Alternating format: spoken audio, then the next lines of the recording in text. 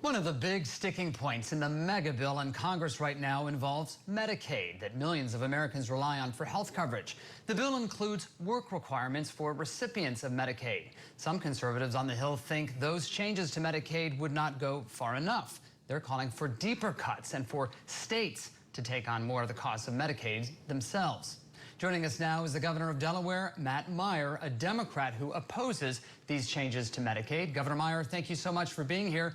I wanted to ask you this. The nonpartisan Congressional Budget Office has said millions of people could lose Medicaid coverage if this bill becomes law, but Republicans say this is cutting coverage for people who don't truly need it. So do you have a sense of who exactly in your state would lose Medicaid under this bill?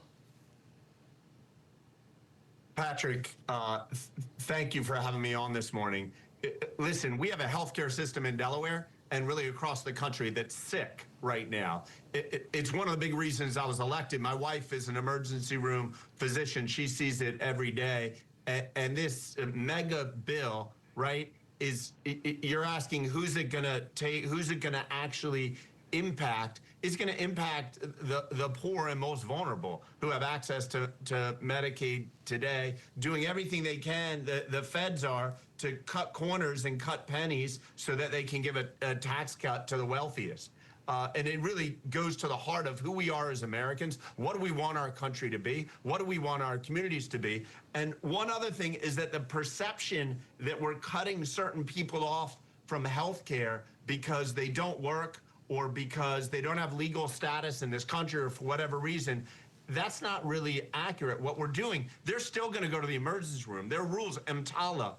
There are rules that require physicians to see people, whoever they are. My wife, when someone comes into into the emergency room, she doesn't ask what their immigration status is or what work they've done or what their work requirements are or even what their health care is. She sees them and she treats them. So what they're doing is they're transitioning the financial burden from the federal government, in some instances to the states, but in most instances to the hospitals and the healthcare system that already is bearing under the cost. Crozier Hospital, one of the largest emergency rooms in our area, the largest burn center in our region, closed last week, 10 miles, it's in Pennsylvania, 10 miles into our border. That is an earthquake today for our healthcare system, and this is an even larger earthquake, this mega bill, that's gonna have drastic negative impacts on healthcare, not just in Delaware, but in Alabama, Mississippi, and across our country.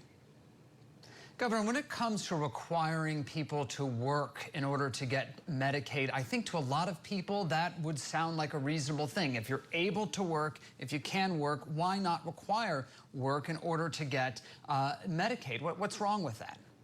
Well, I think it makes sense to require work. The one big problem with it is that who's on Medicaid today? Well, if you're working, in many conditions, you're getting private health care. Medicaid, what is Medicaid for? It's for, in most instances, people who are not able to work or not able to work enough to get employer-sponsored health insurance. So saying people need to work to get health care, sure, I generally agree with it, but we also have to think for that population that is not able or in some cases willing to work, what should they get and shouldn't they get? If somebody has a communicable disease, if somebody has COVID or a more serious disease that spreads, I want them to get, and they're my neighbor, if I'm gonna see them in the streets, I want them to go to a doctor right away, whether they're working or not. Let me ask you about another part of the plan that calls for making states pay more into the food stamp or SNAP benefit program when those states have higher error rates for payments. In other words, payments going out the door that shouldn't be. I wanted to ask about your state particularly. We looked it up. Delaware in 2023 had an overpayment rate of 19%. That's among the highest in the country. Why are so many people getting more SNAP money than they're qualified to receive?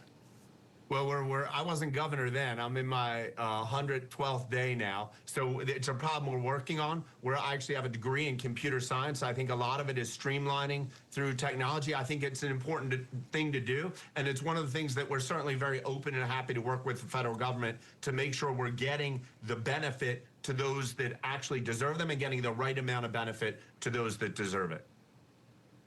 So is that a reasonable thing to have in this mega bill then, Governor, do you think? In other words, to incentivize states to really take a look at why in some cases money is going out the door that shouldn't be?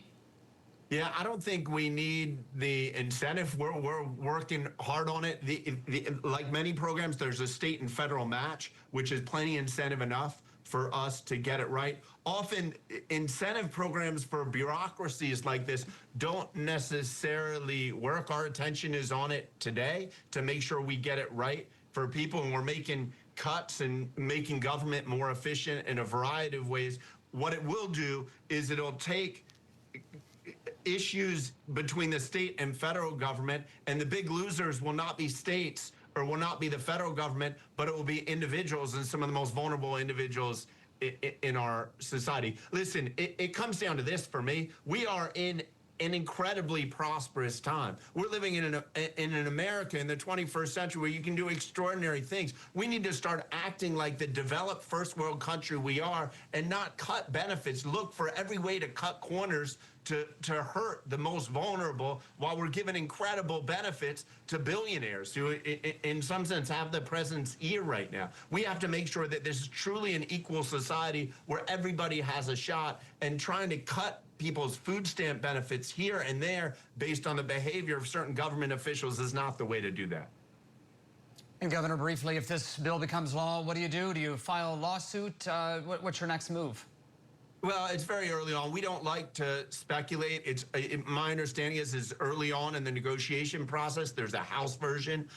We'll see what the overall House does with it. We'll see what the Senate does with it. We'll see what changes the president may want to before we make a judgment about what to do. As I've always said, we're looking forward to working with the president any way we can to move things forward for Delaware, but we're not going to cut off our most vulnerable. We're not going to cut off our least fortunate, and we're certainly not going to do anything that puts increasing pressure on our emergency rooms and on a healthcare system that's already stressed.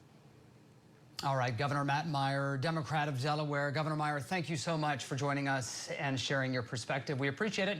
We will have more Morning Rush.